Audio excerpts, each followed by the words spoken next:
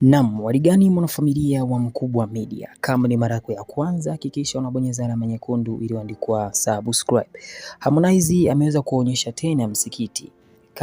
Kama umesahau ni kwamba kuna ule msikiti ambao alijenga pamoja na Diamond kule Mtwara, yani nyumbani kwao Harmonize.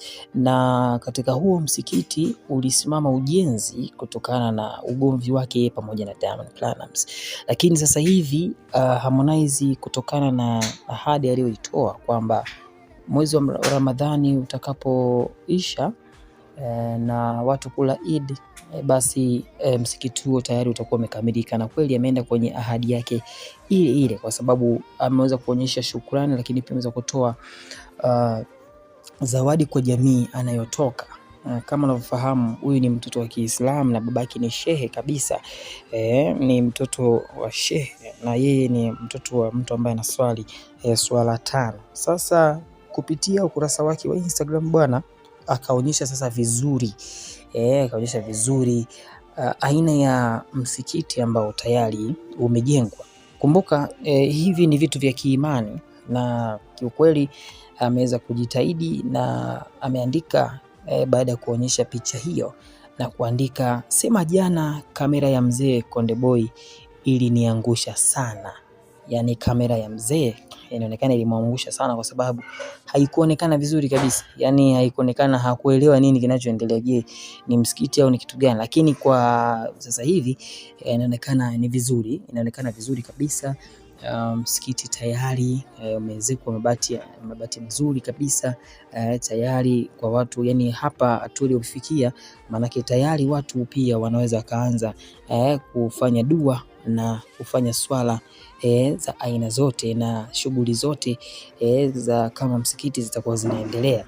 Kwa hiyo ameweza kuambia mashabiki kwamba tayari mambo yalikuwa mazuri, na amefurahi na kuona kabisa kwamba msikiti ulipofikia ni sehemu nzuri na watu wanaweza wakaswali, huku marekebisho mengine madogo madogo panapo majaliwa atakuwa anaendelea, kwa sababu kwa msanii kujitolea kitu kama hiki anapata thawabu kwa Mwenyezi Mungu. Anapata thawabu kwa sababu ni vitu ambavyo Mungu anapenda watu wapate sehemu ya ibada, kwa sababu sehemu ya ibada ni sehemu ambayo ni muhimu sana na watu kukutanika na kufanya ibada. Kwa hiyo kwa hili Harmonize Mungu nadhani atameliona na atamzidishia, na inaonekana kabisa kwamba unamwambia dua. Kuna moja screenshot inamwambia, wanasema kwamba kabla ya yote tufanye dua.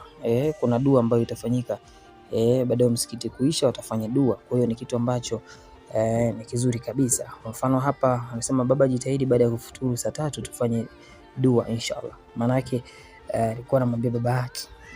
Lakini pia inawezekana kabisa kwamba plaster ilipigwa siku ya Jumatano, au sio?